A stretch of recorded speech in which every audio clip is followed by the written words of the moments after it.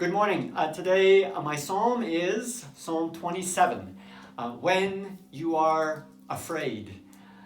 Let me start with the first couple of verses. The Lord is my light and my salvation. Whom shall I fear? The Lord is the stronghold of my life. Of whom shall I be afraid?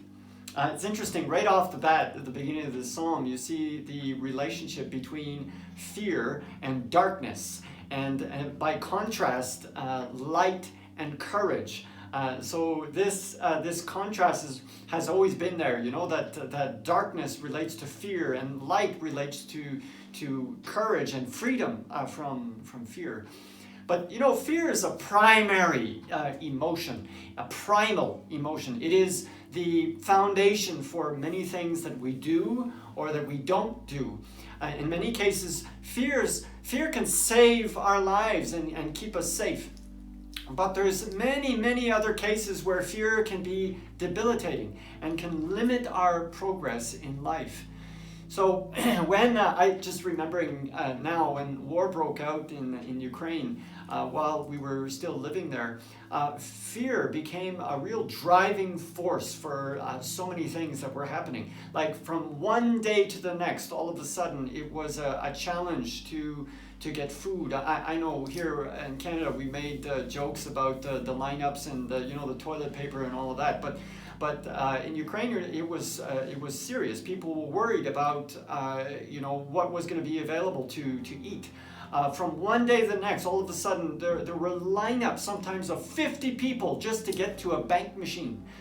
Because people were afraid of a run on the banks, or the banks just shutting down, not allowing them to pull money out, or just the fear of having their children conscripted to the army, forced to join the army and to die there in a war that nobody wanted a part of. Just losing loved ones, all of this fear began to control a good part of society. Okay, so what's happening here in Canada is not quite as severe as all of that.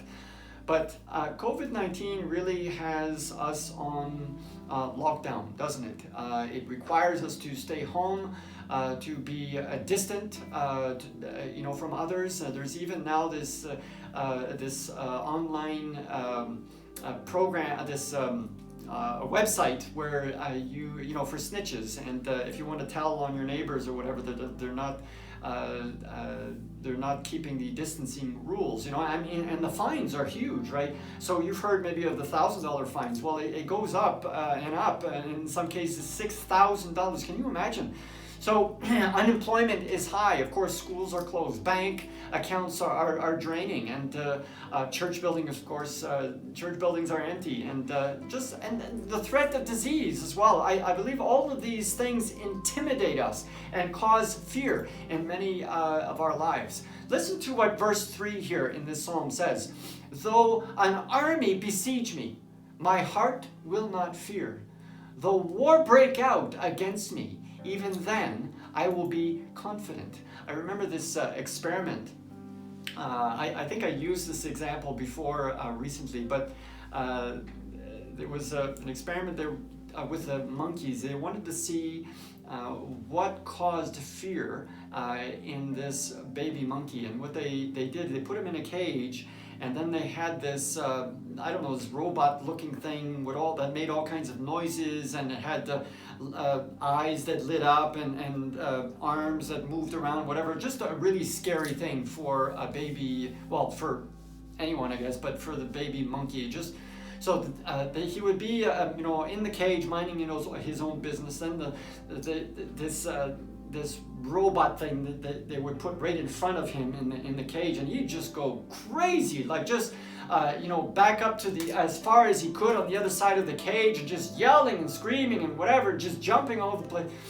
And so the effect was obvious. Then what they did is they put the mother's cage right next to the baby monkey there, and they did exactly the same thing, only this time the baby as soon as this robot thing came out, went to the mother, and through the cage, they touched each other's hands, and the monkey immediately found courage and was able, even started taunting the robot, would go up to the robot and, touch the robot, as a way to, that kind of thing. So the effect was incredible. The change was incredible in the way that the baby monkey experienced fear.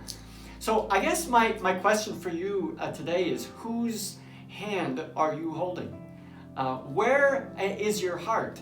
Let me continue reading in verse 4.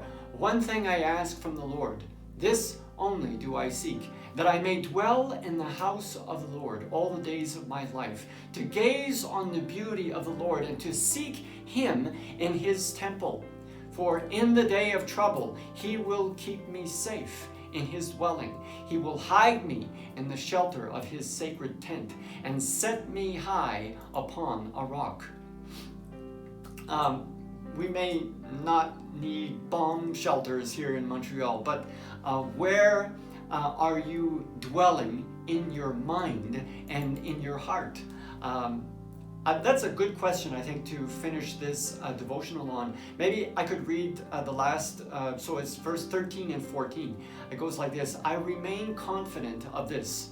I will see the goodness of the Lord in the land of the living. Wait for the Lord. Be strong and take heart and wait for the Lord.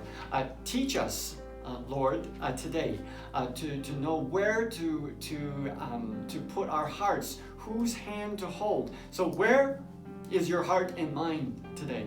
Remain confident. Wait for the Lord. Be in his presence. You'll find strength for today. Lord bless you.